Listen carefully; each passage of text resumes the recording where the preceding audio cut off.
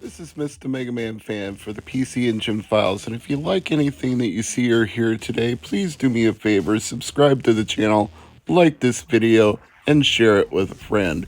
Today we're talking about the PC Henshin. That's the board that you see sitting here right in front of you. But what is it? What does it do? Well, it's an adapter of sorts. Now, if you're a long-time TurboGrafx collector, you may have at some point acquired an adapter that allowed you to play PC Engine games in your TurboGrafx 16. There's a good reason to do that because a lot of PC Engine versions of North American games are substantially cheaper, so if you want to build your library of TurboGrafx games, an adapter is almost a must. But what if you don't have a TurboGrafx? What if you still want to play North American Hue cards on a PC Engine, a PC Core Graphics, a PC Duo R? What are you going to do then? Well, you're going to need a PC Henshin if you want to play North American games on it. Because if you have an adapter for TurboGrafx 16, all it does is flip the lines in the opposite direction to read PC Engine games like TurboGrafx games. But it doesn't work that way in reverse because there's a line of code that is detected by the PC Engine that will not allow it to run North American games. So without this PC Henshin board, a North American game will not work in a PC Engine. It's kind of weird that way, that there's more of a region lockout on North American games being played in Japan than Japanese games being played in North America. But I don't make the rules here. That's the way it actually works. And I'm going to show you that that's the way it actually works. You won't just have to take my word for it.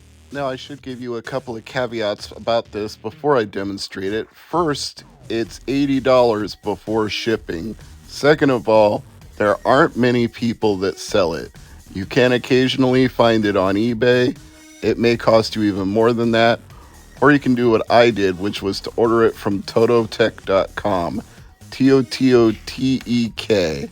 I'm not endorsed by them, and I'm not telling you to get it from them. I'm just telling you that's how I got mine. As you can see, I currently have the Super HD System 3 on the back of my Core Graphics. It's running perfectly. The Core Graphics is running perfectly. And if I put my copy of Deep Blue in the PC Henshin converter and turn the Core Graphics back on, you will see that it plays a North American Hue card. This may not seem like a big deal, but trust me when I say that this would not be possible were it not for the PC Henshin. But let's flip the switch and confirm that. And you will see, as soon as the screen comes into focus, that Deep Blue is running on my Core Graphics. Maybe not the best game to show off this feature with, but I picked a loose Hue card at random that I had and decided to go with that. I mean, it's a passable shooter, I guess. It's no Lords of Thunder or Super Air Zonk, but it'll get the job done in a pinch.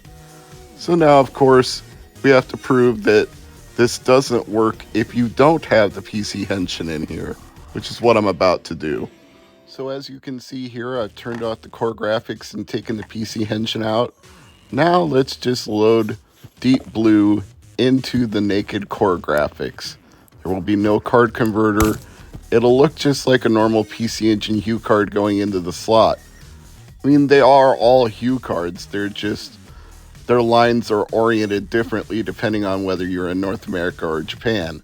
They're manufactured the same way, they're just flipped around from one side to the other. But the North American cards are a little difficult to run in a PC Engine because of a certain line of code in them that the PC Engine can correct for. As you see, we get a dead screen here. We know the Core Graphics is working. It was just working a moment ago. But without this adapter, it won't read a North American card. It'll read a Japanese region card just fine, but it will not read Deep Blue. And just to confirm one more time that the Core Graphics is working, let's take the card out, turn it back on, And once the camera's in focus, we once again have the Super HD System 3 menu, where if I wanted to, I could just play Deep Blue off of a ROM. So let's do that. Now, there's one reason that you might want to do this other than playing North American games on a Japanese console. You might actually save a little bit of money over buying a TurboGrafx 16 because that system alone goes for $160 loose and much more than that complete. And to get anything other than RF video output out of it, you're going to be spending at least $100 to $200 more for those RCA jacks because there is an adapter that plugs into the 30-pin port on the back of a TurboGrafx 16, but it does not come cheap. They were not widely sold, I guess, or maybe people didn't buy them back then and the stock was just liquidated when it was discontinued and nobody knows where it is now, or it got recycled, crushed up, and put into other things. So yeah, getting video out is going to be an issue for you as well. And when you spend multiple hundreds of dollars on all of that setup just to have a TurboGrafx 16 that works, when you could buy a PC Engine for $50 and maybe $20 shipping, and you could buy this PC Henshin adapter for $80, yeah, you're still going to spend $150 or thereabouts to play your North American HuCard TurboGrafx 16 games, but that could be significantly less than the hundreds, like $300 to $400 that you might spend for a loose TurboGrafx and the video out so you don't have to play it over RF. It's your choice. I mean, either way, you're going to be spending money, but you could spend some money or you could spend a lot of money. Or you could just be like me and have a core graphics that you wanted to put a Super HD System 3 on the backup, but then you also wanted to play your regular North American HuCard games. Well, then what's your option? The PC Henshin. It'll get the job done. It's just not cheap. It's $80 if you want to do this, and of course you have to have the PC Engine or the core graphics to put it into in the first place, which could set you back $50 for the bog standard white PC Engine, or it could set you back $100 or $125 for the core graphics. Either way you decide to go, I think it's a fun device to have, and potentially for certain people, it could be a savings over getting a TurboGrafx. I'm Mr. MegaManFan. This is the PC Engine Files. As always, thank you for watching. Like, share, comment, subscribe. Hopefully you learned something new about a device that you can add on to your console, and I hope you have a good day and a good rest of your week.